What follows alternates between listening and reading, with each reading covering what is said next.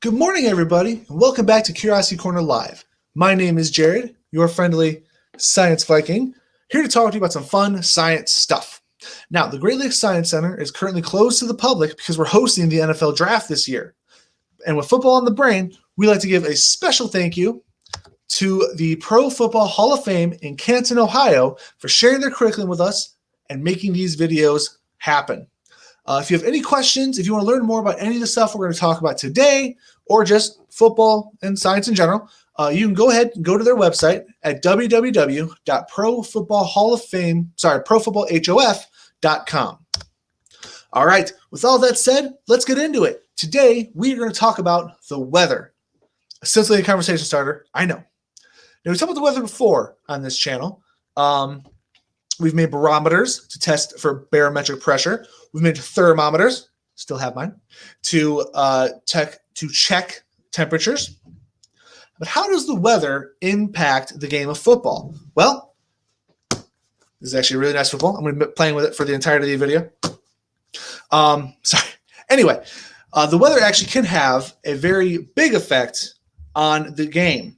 Now, we'll start with our basic types of weather that we might find in a game, and we'll work our way up to the dangerous kinds and discuss whether or not a game would be delayed or maybe even canceled because of them. So, easiest one first, we'll start with the rain. Rain happens pretty much everywhere and could happen at any time. Now, rain is not a terrible detriment to the game. It makes visibility a bit difficult. It could make the ground muddy. Sorry for the slip of tongue there. But it's not the end of the world. A bit of rain, the game still goes on. We're going to move up the list to snow. Snow's a bit more difficult. It has the same impairment of visibility. It could also make the ground slippery. But a little bit of snow, the game will still go on. But then we're going to move on to ice. Now, ice could potentially be very dangerous.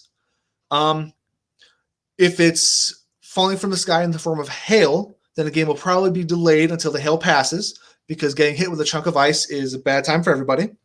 If the field freezes, then odds are good the game will have to be canceled, because the ground becomes too dangerous to walk on, especially to run and potentially to fall on.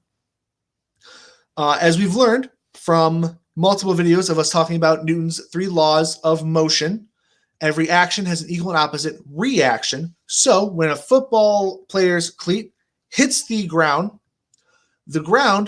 technically speaking, hits them back. It's a reaction force, which allows them to boost, allows them to move.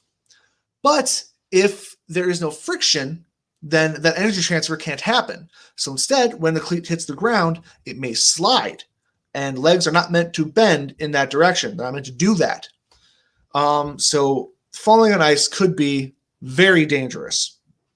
Slipping, falling, your ankles, I don't want to get too much into too much detail, but playing on ice is incredibly dangerous, and nobody should do it. That's your first safety warning of this video.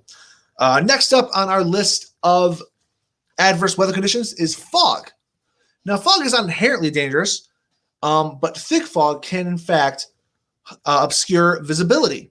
You can't see through fog. At least I can't. And the problem with that is you can't see your teammates. You can't see your opponents. The referees can't see the action. The spectators can't see the football game happening. So if nobody can see what's going on, it becomes very dangerous. Dangerous. Yeah, I said that right. Sorry. Also becomes potentially very boring. If no one can see what's going on in the game, how do you properly officiate? How does any of the crowd know what's going on? So under foggy conditions, normally they'll just wait. They'll cause a delay to the game until the fog passes. But fog is very infrequent. You don't get bogged down with fog very often. All right, next up we have severe heat and severe cold. Now, just what it sounds like, severe heat is when your temperatures get up to the 90s, up to the hundreds, when it gets incredibly hot.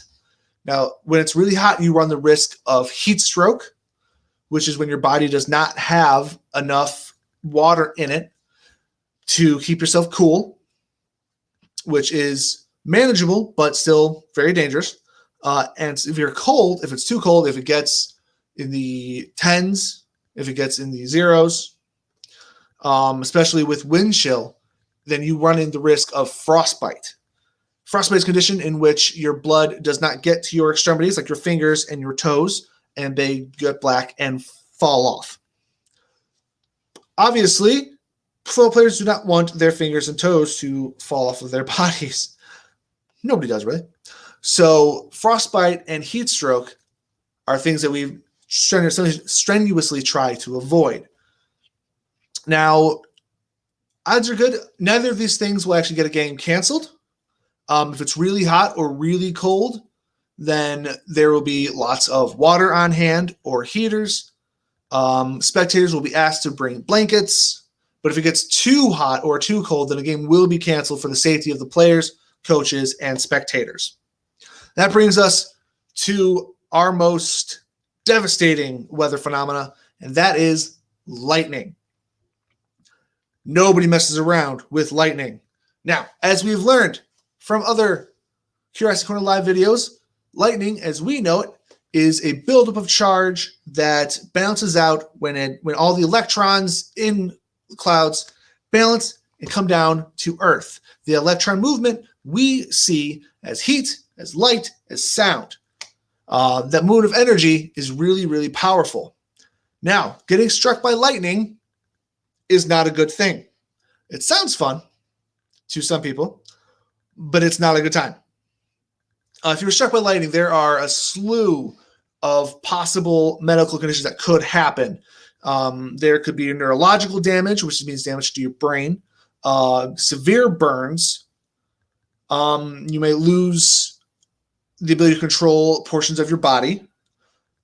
And there's no good way of getting struck by lightning, is the long story short here.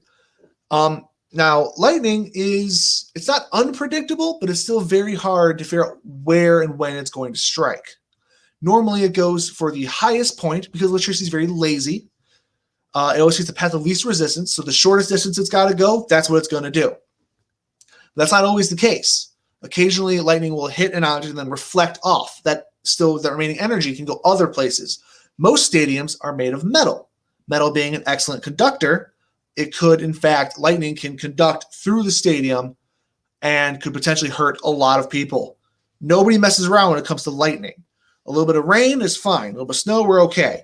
But if there's lightning involved, the game will be put on hold, maybe even canceled, because you cannot take chances with lightning, which is your second safety warning of this video. If there is lightning outside, if you're playing football with your friends in the rain, that's fine. Be careful, of course. If you see lightning, go home. Lightning is very dangerous. Don't mess around with it. And for everybody who says lightning cannot strike twice, that is factually incorrect. Lightning absolutely can strike the same thing twice. Depends on its build of charge. It's a whole thing. That's not important right now. What's important is you don't play with lightning. All right. That's our video for today. Thank you so much for joining me. Hope you enjoyed learning about different kinds of weather and the effects they have on the game of football. If you want to go over any of this, feel free to go to www.profootballhof.com. You can read up on everything I have talked about and a few more things. Please join us for our next video. We look forward to seeing you then. Until then, have fun, be safe, and as always, stay curious, everybody.